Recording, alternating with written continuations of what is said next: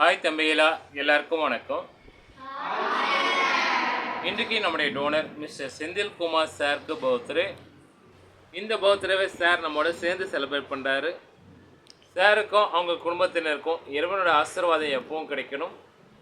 எல்லாமல்ல இறைவன் அருளும் உடல் ஆரோக்கியத்துடன் மன மகிழ்ச்சியுடன் சகல விதமான பொருளாதார வசதியுடன் சார் நினைக்கும் அனைத்து செயல்களும் வெற்றி பெறணும்னு சொல்லி நம்மளே சேர்ந்து கால்கிட்ட ஒரு பே பண்ணலாக்கண்ணா எல்லாரும்.